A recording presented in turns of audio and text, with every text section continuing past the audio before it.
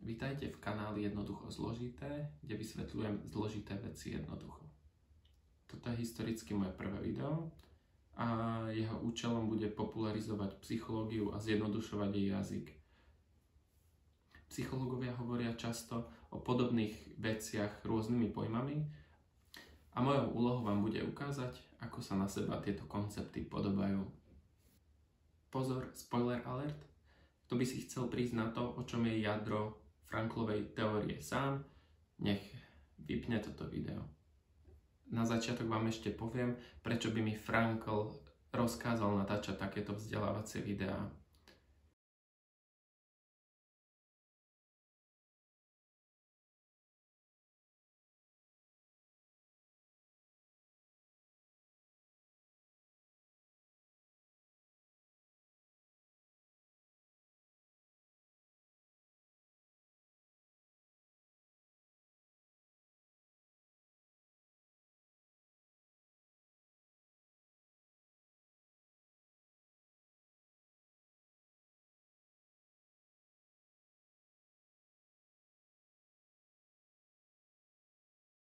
Dnes si povieme niečo o Viktorovi Franklovi.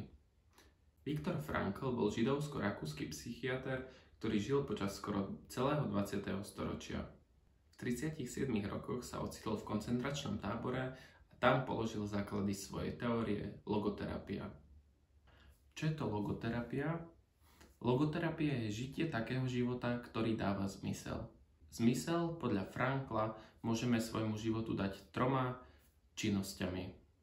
Zvládnutím utrpenia, zážitkom, teda urobením niečoho dobrého pre seba a činom, teda urobením niečoho dobrého pre druhého. Oceniť a pochopiť Franklovú teóriu dokážeme vtedy, keď si uvedomíme, že k týmto 3 Franklovým činnostiam neexistuje veľa alternatív.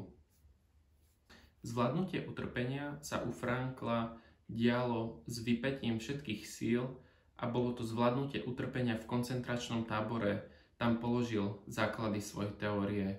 Frankl mal na výber teda buď utrpenie zvládnuť, alebo sa bolesti podať a odovzdať sa a umrieť. Logoterapia, teda žitie života, ktorý má zmysel, je zaujímavá preto, že nemáme veľa možností na výber. V utrpení, teda v extrémnej neslobode, máme za úlohu si vybrať život a zvládnuť utrpenie a nepodať sa mu a neumrieť. A v slobode máme za úlohu vybrať si dobrý život pre seba aj pre druhých, zatiaľ čo alternatívou k tomuto dobrému životu je život nešťastný, život v depresii, život nepodarený, život človeka neatraktívneho a neúspešného, čiže veľmi zložitý život.